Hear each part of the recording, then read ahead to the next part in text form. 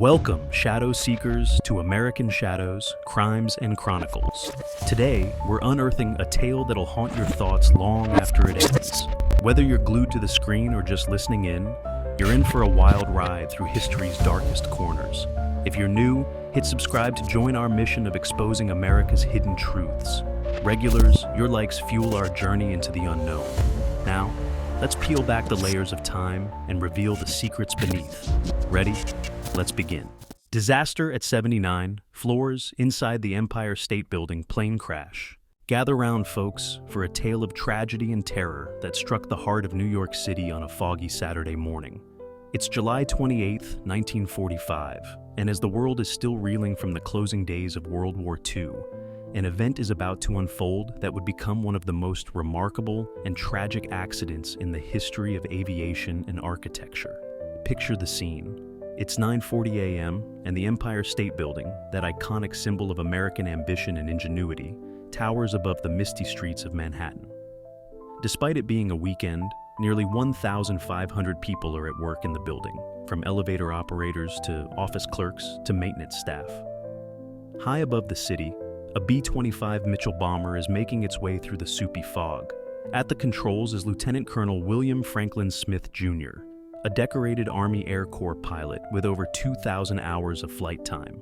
He's flying from Bedford Army Airfield in Massachusetts to Newark Airport in New Jersey, transporting personnel on what should have been a routine flight. But on this day, nothing would be routine. As Smith approaches Manhattan, he finds himself disoriented in the thick fog. He lowers his altitude, desperately seeking a visual reference point. Suddenly, the fog parts, and to his horror, he sees the looming shape of the Empire State Building directly ahead. It's too late to avoid a collision. At 9:49 a.m., the 10-ton bomber slams into the north side of the Empire State Building, between the 78th and 80th floors. The impact is catastrophic.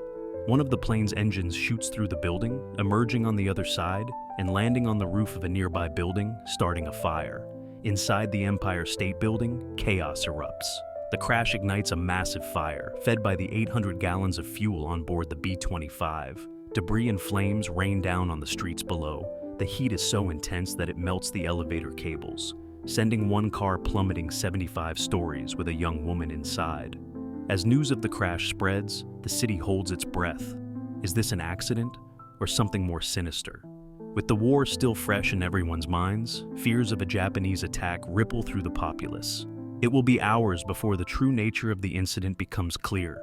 The response from New York's emergency services is swift and heroic. Firefighters battle the blaze, which has engulfed the 78th through 80th floors. They face a daunting task, climbing through smoke-filled stairwells and navigating treacherous conditions to reach the affected floors. Police officers help evacuate the building and control the panicked crowds on the streets. Paramedics tend to the injured, both in the building and on the ground where debris has fallen. But amid the horror, there are stories of incredible survival and bravery. Betty Lou Oliver, the elevator operator whose car plummeted 75 stories, survives the fall. She sets a world record for the longest survived elevator fall, a testament to the incredible stories of survival that emerged from the tragedy. It's later determined that the severed elevator cables had coiled at the bottom of the shaft, creating a cushioning effect that saved her life.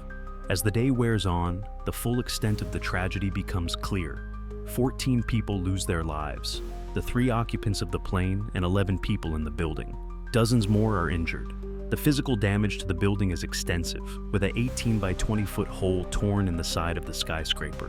But even as the city mourns, there's a sense of amazement at how much worse it could have been. Had the crash occurred on a weekday when the building would have been full, the death toll could have been catastrophic. The Empire State Building's sturdy construction, designed to withstand a hit from an airship, likely prevented a total collapse. In the aftermath, questions abound. How could an experienced pilot like Smith have become so disoriented? Why was he flying so low over Manhattan? The official investigation would later conclude that a combination of poor visibility and Smith's decision to descend to a dangerously low altitude were to blame. The crash leads to significant changes in aviation regulations.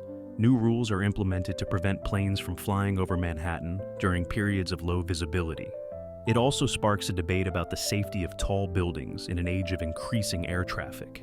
Today, as we look at the gleaming spire of the Empire State Building, it's hard to imagine the terror and chaos of that foggy July morning, but the scars remain, hidden beneath layers of steel and concrete, a reminder of the day the horrors of war came home to the heart of New York City.